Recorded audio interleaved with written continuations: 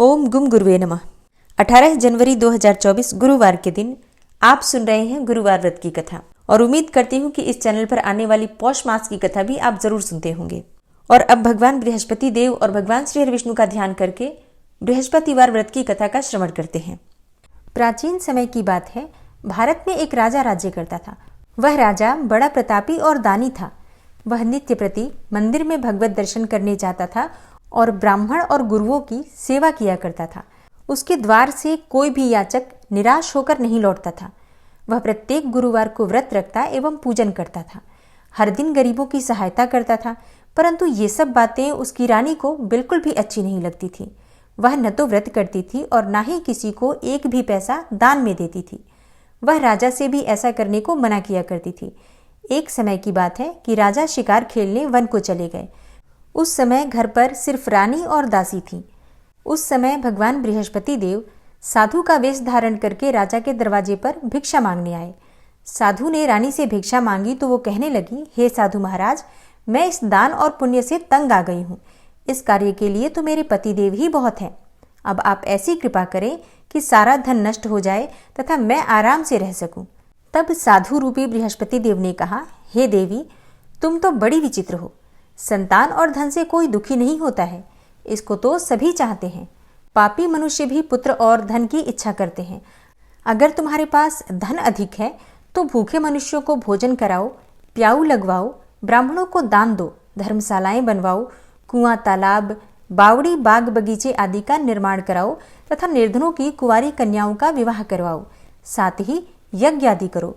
इस प्रकार के कर्मों से आपके कुल का और आपका नाम परलोक में भी सार्थक होगा एवं तुम्हें भी स्वर्ग की प्राप्ति होगी।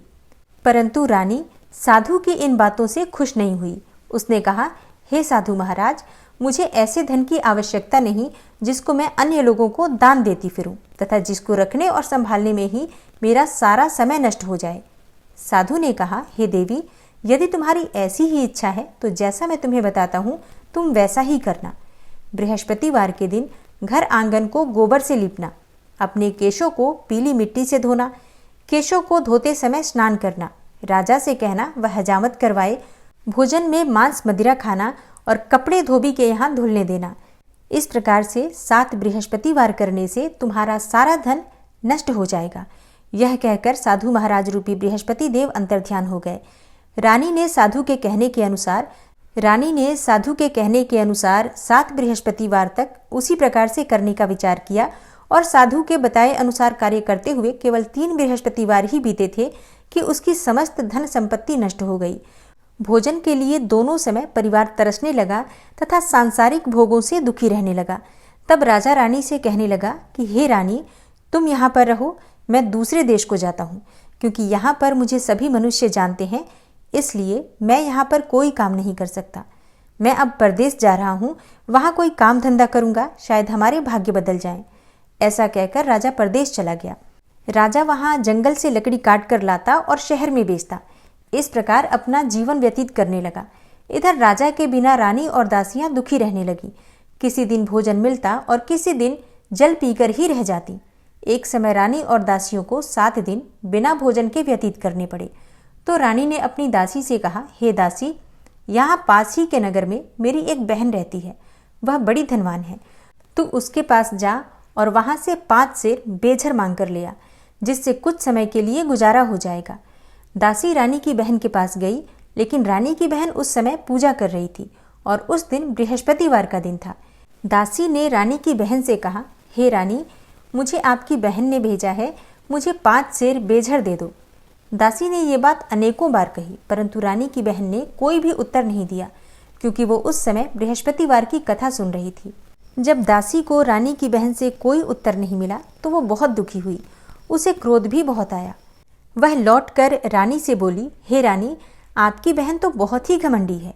वह छोटे लोगों से बात भी नहीं करती। मैंने उससे कहा तो उसने कोई उत्तर नहीं दिया, तो मैं वापस चली आई। रानी बोली, हे दासी, इसमें उसका कोई दोष नहीं है। जब बुरे दिन आते हैं तब कोई भी सहारा नहीं देता। अच्छे बुरे का पता विपत्ति में ही लगता है। जो ईश्वर की इच्छा होगी वही होगा। यह सब हमारे भाग्य का दोष है। उधर रानी की बहन ने सोचा कि मेरी बहन की दासी आई थी, परंतु मैं उससे बोली नहीं, तो इसलिए वह बहुत दुखी होगी। अतः कथा सुनकर और विष्णु भगवान का पूजन समाप्त करके वह अपनी बहन के घर आई और कहने लगी, हे बहन, मैं बृहस्पतिवार का व्रत कर रही थी। तुम्हारी दासी हमारे घर आई थी, परंतु जब तक कथा होती है तब तक हम लोग न उठते हैं और ना ही बोलते हैं, इसलिए मैं नहीं बोली। कहो, दासी क्यों गई थी? रानी बोली, हे बहन, हमारे घर अनाज नहीं था। वैसे तुमसे कोई बात छुपी नहीं है, इस कारण मैंने अपने दासी को तुम्हारे पास 5 सेर बेझर लेने के लिए भेजा था। रानी की बहन बोली, बहन देखो, बृहस्पति भगवान सबकी मनोकामना पूर्ण करते हैं। देखो, शायद तुम्हारे घर में ही अनाज रखा हो। यह सुनकर दासी घर के अंदर गई तो वहां उसे एक घड़ा बेझर का भरा हुआ मिल गया। उसे बड़ी हैरानी हुई, क्योंकि उसने एक एक बर्तन देख लिया था। उसने बाहर आकर रानी को बताया। दासी अपनी रानी से कहने लगी कि हे रानी, देखो, वैसे हमको जब अन्न नहीं मिलता तो हम रोज ही व्रत करते हैं। अगर इनसे व्रत की विधि और कथा पूछ ली जाए तो उसे हम भी कर लिया करेंगे। तब दासी के कहने पर रानी ने अपनी बहन से बृहस्पतिवार व्रत के बारे में पूछा। उसकी बहन ने बताया, हे रानी बहन, बृहस्पतिवार को सूर्योदय से पहले उठकर स्नान करके बृहस्पतिवार का व्रत करना चाहिए, लेकिन उस दिन सिर नहीं धोना चाहिए। बृहस्पतिवार के व्रत में चने की दाल और मुनक्कों से विष्णु भगवान का केले के वृक्ष की जड़ से पूजन करें तथा दीपक जलावें। उस दिन एक ही समय भोजन करें। भोजन पीले खाद्य पदार्थ का करें तथा कथा सुनें। इस प्रकार करने से गुरु भगवान प्रसन्न होते हैं, अन्न, पुत्र और धन देते हैं। इस तरह व्रत और पूजन की विधि बताकर रानी की बहन अपने घर लौट गई। दासी और रानी दोनों ने निश्चय किया कि वे बृहस्पति देव भगवान का पूजन जरूर करेंगी। 7 दिन के बाद जब बृहस्पतिवार आया तो उन्होंने व्रत रखा। घुड़साल में जाकर चना और गुड़ बीन लाई तथा उसकी दाल से केले की जड़ में विष्णु भगवान का पूजन किया। अब भोजन कहाँ से आए, इस बात को लेकर दोनों बहुत दुखी थी, परंतु उन्होंने व्रत किया था, इस कारण बृहस्पति देव भगवान प्रसन्न थे। वे एक साधारण व्यक्ति के रूप में 2 थालों में सुंदर पीला भोजन लेकर आए और दासी को देकर बोले, हे दासी, यह भोजन तुम्हारे और रानी के लिए है, तुम दोनों करना। दासी भोजन पाकर बड़ी प्रसन्न हुई और रानी से बोली, रानी जी, भोजन कर लो। रानी को भोजन आने के बारे में कुछ भी पता नहीं था, इसलिए वह दासी से बोली, जा तू ही भोजन कर, क्योंकि तू हमारी व्यर्थ में हंसी उड़ाती है। दासी बोली, एक व्यक्ति अभी अभी भोजन देकर गया है। रानी कहने लगी, वह भोजन तेरे लिए ही दे गया है, तू ही भोजन कर। दासी ने कहा, वह व्यक्ति हम दोनों के लिए 2 थालों में भोजन दे गया है, इसलिए मैं और आप दोनों ही साथ साथ भोजन करेंगी। फिर दोनों ने गुरु भगवान को नमस्कार करके भोजन प्रारंभ किया। उसके बाद से वे प्रत्येक बृहस्पतिवार को गुरु भगवान का व्रत और पूजन करने लगी। बृहस्पति भगवान की कृपा से उनके पास धन हो गया, परंतु रानी फिर पहले की तरह से आलस्य करने लगी। तब दासी बोली, देखो रानी, तुम पहले भी इसी प्रकार आलस्य करती थी, तुम्हें धन के रखने में कष्ट होता था, इस कारण सभी धन नष्ट हो गया। अब गुरु भगवान की कृपा से धन मिला है तो फिर तुम्हें आलस्य होता है। बड़ी मुसीबतों के बाद हमने यह धन पाया है, इसलिए हमें दान पुण्य करना चाहिए। दासी ने रानी से कहा कि हे रानी, तुम भूखे मनुष्यों को भोजन करवाओ, प्याऊ लगवाओ, ब्राह्मणों को दान दो, कुआं, तालाब, बावड़ी आदि का निर्माण करवाओ, मंदिर पाठशालाएं बनवाकर दान दो, कुंवारी कन्याओं का विवाह करवाओ, धन को शुभ कार्यों में खर्च करो, जिससे तुम्हारे कुल का यश बढ़े और स्वर्ग प्राप्त हो और पितृ प्रसन्न हो। दासी की बात मानकर रानी ने इसी प्रकार के कर्म करने प्रारंभ किए, जिससे उनका यश काफी फैलने लगा। एक दिन रानी और दासी आपस में विचार करने लगी कि न जाने राजा किस दशा में होंगे, उनकी कोई खोज खबर नहीं है। गुरु भगवान से उन्होंने प्रार्थना की और भगवान ने रात्रि में राजा को स्वप्न में कहा, हे राजा, उठ, तेरी रानी तुझको याद करती है, अब अपने देश को लौट जा। राजा प्रातःकाल उठकर जंगल से लकड़ियां काटकर लाने के लिए जंगल की ओर चल पड़ा।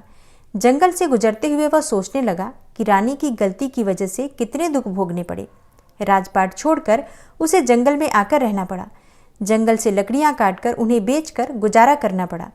उसी समय उस जंगल में बृहस्पति देव एक साधु का रूप धारण करके आए और राजा के पास आकर बोले, हे लकड़हारे, तुम इस सुनसान जंगल में किस चिंता में बैठे हो, मुझे बतलाओ। यह सुनकर राजा के नेत्रों में जल भर आया और वह साधु की वंदना करके बोला, हे प्रभु, आप तो सब कुछ जानने वाले हैं। इतना कहकर राजा ने साधु को अपनी संपूर्ण कहानी सुना दी। महात्मा तो स्वभाव से ही दयालु होते हैं। वे राजा से बोले, हे राजा, तुम्हारी पत्नी ने बृहस्पति देव के प्रति जो अपराध किया था, जिसके कारण तुम्हारी यह दशा हुई, अब तुम किसी प्रकार की चिंता मत करो। भगवान तुम्हें पहले से बहुत अधिक धन देंगे।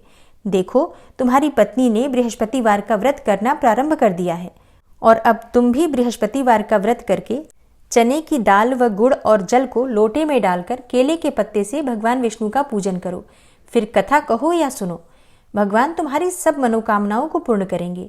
साधु को प्रसन्न देखकर राजा बोला, हे प्रभु, मुझे लकड़ी बेचकर इतना पैसा भी नहीं बचता जिससे भोजन के उपरांत कुछ बचा सकूं। मैंने रात्रि में अपनी रानी को व्याकुल देखा है। मेरे पास कोई साधन नहीं जिससे उनका समाचार जान सकूं। फिर मैं बृहस्पतिवार की कौन सी कहानी कहूं या सुनूं? मुझको तो कुछ भी मालूम नहीं है। साधु ने कहा, हे राजा, तुम किसी बात की चिंता मत करो। बृहस्पतिवार के दिन तुम रोजाना की तरह लकड़ियां लेकर शहर में जाओ। तुम्हें रोज से दुगना धन प्राप्त होगा, जिससे तुम भली भांति भोजन कर लोगे तथा बृहस्पति देव की पूजा का सामान भी आ जाएगा। और बृहस्पति देव की कथा इस प्रकार है। प्राचीन काल में एक बहुत ही निर्धन ब्राह्मण रहता था। उसके कोई संतान नहीं थी। वह नित्य पूजा पाठ करता था, परंतु उसकी स्त्री बहुत ही मलिनता के साथ रहती थी। वह न तो स्नान करती थी और न ही किसी देवता का पूजन करती थी। प्रातःकाल उठते ही सर्वप्रथम भोजन करती थी, बाद में कोई अन्य कार्य करती थी। ब्राह्मण देवता बहुत दुखी रहते थे। वे पत्नी को बहुत समझाते, किंतु उसका कोई परिणाम नहीं निकलता था। भगवान की अनुकंपा से एक समय उस ब्राह्मण की पत्नी गर्भवती हुई और 10वें महीने एक सुंदर कन्या को जन्म दिया। निर्धन ब्राह्मण कन्या के जन्म से बहुत दुखी हुआ। धीरे धीरे ब्राह्मण की कन्या बड़ी होने लगी। बचपन से ही उस कन्या की रुचि भगवान विष्णु की पूजा में थी। वह प्रातः उठते ही स्नान आदि करके भगवान विष्णु की पूजा करने मंदिर में जाती थी। बृहस्पतिवार को व्रत करके विधिवत पूजा पाठ करती थी और पूजा पाठ करने के बाद पढ़ने के लिए पाठशाला में जाती थी। घर से चलते हुए वह मुट्ठी भर जौ साथ लेकर जाती और पाठशाला के रास्ते में थोड़े थोड़े जौ गिराती जाती थी। जब वह पाठशाला से घर लौटती तो जौ के वो दाने सोने में बदले हुए मिलते थे। लड़की सभी दाने सोने के बीन लाती थी। एक दिन जब वह सोने के दानों को साफ कर रही थी तो उसकी माँ ने कहा, बेटी, सोने के दाने साफ करने के लिए सोने का सूप भी होना चाहिए। अगले दिन बृहस्पतिवार था। उसने भगवान बृहस्पति देव की पूजा करते हुए प्रार्थना की कि हे भगवान, यदि आपका व्रत मैंने विधिवत किया है तो मुझे सोने का सूप दे दो। भगवान बृहस्पति देव ने उसकी मनोकामना पूरी करने का वचन दिया। पाठशाला से लौटते समय उसे रास्ते में सोने का सूप पड़ा हुआ मिला। घर लौटकर सोने का सूप अपनी माँ को दिखाकर वह सोने के दाने साफ करने लगी। उसी समय नगर का राजकुमार उसके घर के पास से गुजरा। उस सुंदर लड़की को सोने के सूप में जौ साफ करते देखकर राजकुमार उस पर मोहित हो गया। महल में लौटकर राजकुमार ने राजा से उस लड़की से विवाह करने की इच्छा प्रकट की। तो राजा ने ब्राह्मण को महल में बुलाकर राजकुमार से उस लड़की के विवाह की बात कही। ब्राह्मण तैयार हो गया। धूमधाम से उस लड़की का विवाह राजकुमार से हो गया। दुल्हन बनकर ब्राह्मण की लड़की महल में चली गई। लड़की के जाने से ब्राह्मण फिर से निर्धन हो गया। उसे कई कई दिन भोजन भी नहीं मिलता था। बहुत दुखी होकर ब्राह्मण एक दिन अपनी लड़की के पास गया। अपने पिता से निर्धनता का समाचार सुनकर उसे बहुत सा धन देकर पिता को विदा किया। उस धन से ब्राह्मण के कुछ दिन तो आराम से गुजर गए, लेकिन जल्दी ही फिर से भूखों मरने की हालत हो गई। ब्राह्मण अपनी लड़की से धन लेने के लिए फिर महल में पहुंचा। लड़की ने पिता की बुरी हालत देखकर कहा, पिताजी, आखिर कब तक आप मुझसे धन लेकर जीवन यापन करेंगे? आप कोई ऐसा उपाय क्यों नहीं करते जिससे कि आपका घर धन संपत्ति से भर जाए? ब्राह्मण ने कहा, मैंने तेरी माँ को बहुत समझा लिया, पर उसकी समझ में कुछ भी नहीं आता। उसका फूहड़पन नष्ट हो तो घर की निर्धनता भी दूर हो जाए। तब कुछ सोचकर लड़की ने पिता से कहा, हे पिताजी, आप कुछ दिनों के लिए माँ को मेरे पास छोड़ जाओ। तब कुछ सोचकर ब्राह्मण पत्नी को लड़की के पास महल में छोड़ आया। लड़की ने अपनी माँ से कहा, माँ, तुम कल प्रातःकाल उठकर स्नान आदि करके भगवान बृहस्पति देव का यानी कि विष्णु जी का पूजन अवश्य करना। पूजा करने से तुम्हारी निर्धनता अवश्य ही दूर हो जाएगी। लेकिन उसकी माँ ने उसकी कोई बात नहीं मानी। तब क्रोधित होकर लड़की ने अपनी माँ को एक कक्ष में बंद कर दिया। सूर्योदय के समय माँ को उठाकर जबरदस्ती उसे स्नान कराया, फिर मंदिर में ले जाकर भगवान बृहस्पति देव की पूजा कराई। कुछ दिनों तक ऐसा करने से माँ की बुद्धि में परिवर्तन हुआ और वह स्वयं ही बृहस्पतिवार का व्रत रखने लगी। उसके व्रत रखने से ब्राह्मण के घर में भगवान विष्णु की अनुकंपा से धन की वर्षा होने लगी। दोनों पति पत्नी धन संपत्ति पाकर आनंद पूर्वक जीवन यापन करते हुए विष्णु धाम को चले गए। लकड़हारा बने राजा ने उन साधु से भगवान बृहस्पति देव की यह कथा सुनकर बृहस्पतिवार का व्रत करके भगवान विष्णु की पूजा की। उस दिन से उसके सभी क्लेश दूर हो गए। लेकिन अगले बृहस्पतिवार को कामकाज में अधिक व्यस्त रहने के कारण उसने भगवान बृहस्पति देव का व्रत नहीं किया। भगवान बृहस्पति देव लकड़हारे से क्रोधित हो गए और उसे भूल की सजा दी। उस दिन नगर के राजा ने नगर में घोषणा करके सबको सूचित किया कि प्रत्येक नागरिक मेरे महल में भोजन करने आए, जो नहीं आएगा उसे अपराधी मानकर भारी दंड दिया जाएगा। लकड़हारा बने राजा ने उस नगर के राजा की घोषणा तो सुनी, लेकिन जंगल से लकड़ी काटकर लाने और उन्हें बेचने में देर हो जाने के कारण वह समय पर महल में भोजन करने नहीं जा सका। अतः राजा के सैनिक उसे पकड़कर महल में ले गए। राजा ने उसे महल के एक कक्ष में बिठाकर भोजन कराया। उस कक्ष में एक खूंटी पर रानी का सोने का हार लटका हुआ था। लकड़हारा अकेला उस कक्ष में भोजन कर रहा था। तभी उसने एक आश्चर्यजनक घटना घटती देखी। देखते ही देखते वह खूंटी हार को निगल गई। थोड़ी देर के बाद राजा ने हार को गायब देखा तो लकड़हारे को कारावास में डलवा दिया। लकड़हारा मन ही मन अपने भाग्य को कोसने लगा। तभी उसे जंगल में मिले साधु का स्मरण हो आया। थोड़ी देर बाद में भगवान बृहस्पति देव सन्यासी के रूप में उसके सामने प्रकट हुए और कहा, हे लकड़हारे, तूने बृहस्पतिवार के दिन भगवान बृहस्पति देव की पूजा नहीं की, इसी कारण तुम्हें कष्ट हुआ है। लेकिन अब तुम चिंता मत करो। बृहस्पतिवार के दिन कारागार के दरवाजे पर तुम्हें कुछ पैसे पड़े हुए मिलेंगे। उन पैसों से भगवान बृहस्पति देव का व्रत करके उनकी पूजा करोगे तो तुम्हारे सारे दुख नष्ट हो जाएंगे। बृहस्पतिवार के दिन दरवाजे पर पड़े मिले पैसों से चने और गुड़ मंगाकर लकड़हारे ने बृहस्पतिवार की कथा कही तो भगवान बृहस्पति देव ने प्रसन्न होकर उस नगर के राजा को स्वप्न में लकड़हारे को कारागार से मुक्त करने का आदेश दिया। सुबह राजा ने अपने कक्ष में आकर देखा तो खूंटी पर रानी का हार टंगा हुआ था। राजा ने लकड़हारे को मुक्त कर दिया और उसे धन और आभूषण देकर विदा किया। लकड़हारा बना राजा उस नगर से चलकर अपने नगर में पहुंचा तो उस नगर में कुएं, धर्मशाला, बाग बगीचे देखकर बहुत प्रसन्न हुआ। राजा ने किसी से पूछा, ये कुएं, धर्मशालाएं किसने बनवाई हैं? सबने उसे बताया कि ये सब रानी और उसकी दासी ने बनवाए हैं। राजा महल में पहुंचा तो रानी ने उसका भव्य स्वागत किया। तब राजा ने निश्चय किया कि सप्ताह में एक बार तो सभी बृहस्पति देव का व्रत तथा पूजन करते हैं, परंतु मैं प्रतिदिन व्रत किया करूंगा तथा दिन में 3 बार कथा कहा करूंगा। अब राजा हर समय दुशाले में चने की दाल बांधे रहता था तथा दिन में 3 बार बृहस्पति देव की कथा कहता। कुछ दिनों के बाद राजा को अपनी बहन की याद आई। एक दिन घोड़े पर सवार होकर राजा अपनी बहन से मिलने चल दिया। अभी राजा नगर के बाहर पहुंचा ही था कि उसने कुछ लोगों को एक शव को ले जाते हुए देखा।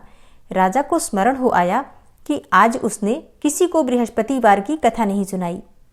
राजा ने उन लोगों को रोक कर कहा, हे भाइयों, आप सबको ले जाने से पहले मुझसे बृहस्पतिवार की कथा सुन लें।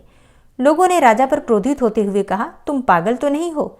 लेकिन कुछ बड़े बूढ़े लोगों ने कहा, अच्छा भाई, साथ में चलते चलते तुम अपनी कथा भी सुना लो। राजा ने चलते हुए आधी कथा ही सुनाई थी कि शव हिलने लगा। राजा की पूरी कथा सुनाते ही शव उठकर बैठ गया।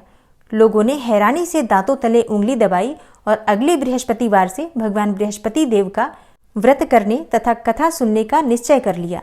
घोड़े पर सवार होकर राजा चलते हुए एक किसान के पास पहुंचा। किसान अपने खेत में हल चला रहा था। राजा ने कहा, अरे भाई, मुझसे बृहस्पतिवार की कथा सुन लो। किसान झुंझला कर बोला, जब तक मैं तेरी कथा सुनूंगा तब तक तो मैं 4 हरैया जोत लूंगा। जा अपनी कथा किसी और को सुनाना। राजा निराश होकर चलने लगा। तभी किसान के बैल लड़खड़ा कर जमीन पर जा गिरे और किसान के पेट में भी बड़े जोरों का दर्द होने लगा। उस किसान की पत्नी जब खाना लेकर आई तो उसने किसान से इस बारे में पूछा और किसान ने घुड़सवार की पूरी कहानी कह सुनाई। किसान की पत्नी दौड़ती हुई राजा के पास पहुंचकर हाथ जोड़कर बोली, भैया, मैं तुम्हारी कथा सुनने को तैयार हूं, लेकिन तुम अपनी कथा मेरे खेत पर चलकर ही कहो। राजा ने उसके साथ खेत पर पहुंचकर बृहस्पतिवार व्रत की कथा सुनाई। तभी बैल उठकर खड़े हो गए। किसान के पेट का दर्द भी तुरंत ठीक हो गया। राजा अपनी बहन के घर पहुंचा तो उसकी बहुत आवभगत हुई। अगले दिन सुबह उठकर राजा ने देखा कि घर के सभी लोग भोजन कर रहे हैं, किसी भूखे को बृहस्पतिवार की कथा सुनाए बिना राजा भोजन नहीं करता था। उसने अपनी बहन से कहा, हे बहन, क्या घर में कोई ऐसा व्यक्ति है जिसने भोजन नहीं किया हो? उसकी बहन बोली, भैया, हमारे घर में तो क्या, आपको पूरे नगर में कोई ऐसा व्यक्ति नहीं मिलेगा जिसने सुबह सुबह भोजन नहीं किया हो। तब राजा ने अपनी बहन के घर से निकलकर उस नगर में बिना भोजन किए व्यक्ति की तलाश की। एक गडरिये के घर में उसका बेटा बीमार होने के कारण भूखा रह गया था। राजा ने उसको जाकर बृहस्पतिवार व्रत की कथा सुनाई। कथा सुनते सुनते ही गडरिये का बीमार बेटा बिल्कुल ठीक हो गया। सबने राजा की बहुत प्रशंसा की। एक दिन राजा ने अपनी बहन से कहा, बहन, अब हम अपने घर जाना चाहते हैं, तुम भी हमारे साथ चलो, कुछ दिन वहां रहकर लौट आना। राजा की बहन ने अपनी सास से पूछा तो सास ने ताने देते हुए कहा, बहू, मायके जाना हो तो अकेली ही जाना, मेरे पोतों को मत ले जाना। तुम्हारे भाई के कोई संतान नहीं है, कहीं तुम्हारी भाभी मेरे पोतों पर कोई जादू टोना न कर दे। बहन ने अपने भाई से कहा, हे भैया, मैं तो चलूंगी पर कोई बालक नहीं जाएगा। राजा बोला, जब कोई बालक ही नहीं चलेगा तब तुम ही जाकर क्या करोगी? बड़े दुखी मन से राजा अपने नगर को लौट आया। रानी ने राजा से कहा, आप तो अपनी बहन को साथ लाने की बात कहकर गए थे, फिर बहन को साथ क्यों नहीं लाए? तब राजा ने दुखी होते हुए कहा, हे रानी, हम निसंतान हैं, इसलिए कोई हमारे घर आना पसंद नहीं करता। रानी ने राजा को समझाया, हे प्राणनाथ, हमें बृहस्पति देव ने सब कुछ दिया है, अब भगवान बृहस्पति देव हमें संतान भी अवश्य देंगे। बृहस्पतिवार को विधिवत व्रत करते हुए राजा रानी ने भगवान बृहस्पति देव से संतान के लिए प्रार्थना की। कुछ दिनों के बाद उन्होंने स्वप्न में दर्शन देते हुए कहा, हे राजन, तेरी मनोकामना अवश्य पूरी होगी। एक सप्ताह बाद ही रानी गर्भवती हो गई और उसी रात को बृहस्पति देव ने राजा से स्वप्न में आकर कहा, हे राजा, उठ, सभी सोच त्याग दे, तेरी रानी गर्भ से है।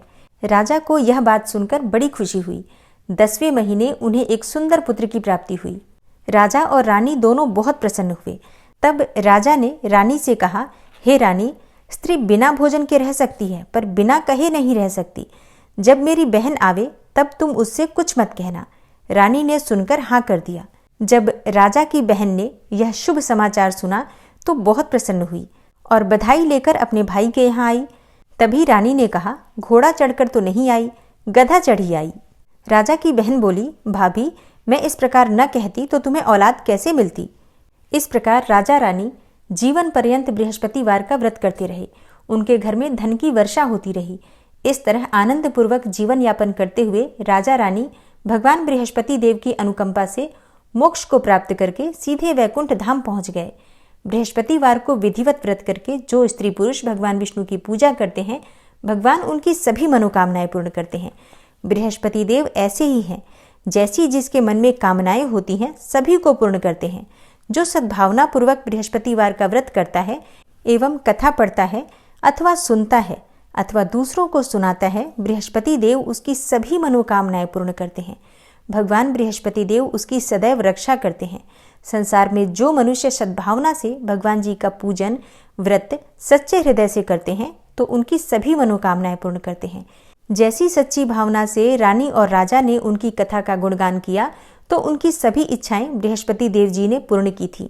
इसलिए सच्चे मन से बृहस्पतिवार का व्रत करना चाहिए, कथा पढ़ना चाहिए अथवा सुनना चाहिए और इसके बाद शुद्ध घी का दीपक जलाकर बृहस्पति देव की आरती करनी चाहिए।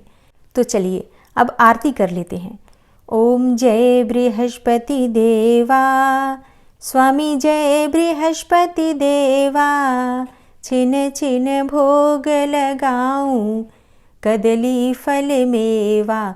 ओम जय बृहस्पति देवा, तुम पूर्ण परमात्मा, स्वामी तुम अंतर्यामी, जगत पिता जगदीश्वर, तुम सबके स्वामी।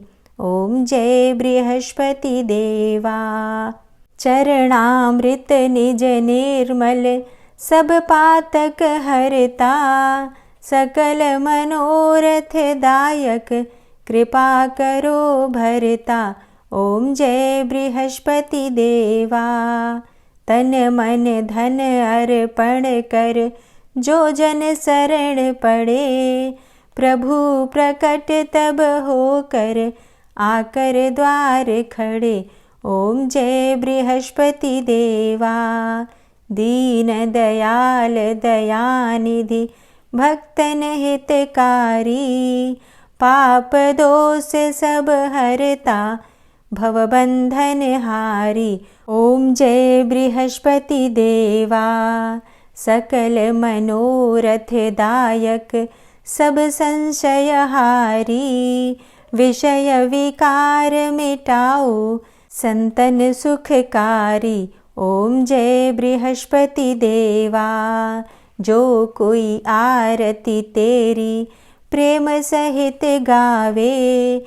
ज्येष्ठानंद आनंदन, सो निश्चय पावे। ओम जय बृहस्पति देवा। और अब सच्चे मन से, श्रद्धा भाव से, प्रेम से जयकारा लगाइए। बृहस्पति भगवान की जय, श्री लक्ष्मी नारायण की जय। जय जय श्री कृष्णा, जय श्री राधे। दोस्तों, आज की वीडियो आपको कैसी लगी कमेंट बॉक्स में ज़रूर बताइए। और अच्छी लगी हो वीडियो तो लाइक करके और शेयर भी ज़रूर कीजिए। और चैनल पर पहली बार आए हैं, अगर अभी तक आपने चैनल को सब्सक्राइब नहीं किया है तो आज की वीडियो अगर आपको अच्छी लगे तो चैनल को सब्सक्राइब करके बेल आइकन को ज़रूर प्रेस कर लीजिए। इससे ये होगा कि इस चैनल पर जो नई वीडियो अपलोड होंगी उनकी नोटिफिकेशन आपको सही समय पर प्राप्त होगी। मिलती हूँ मैं आपसे अगली वीडियो में, तब तक के लिए नमस्कार।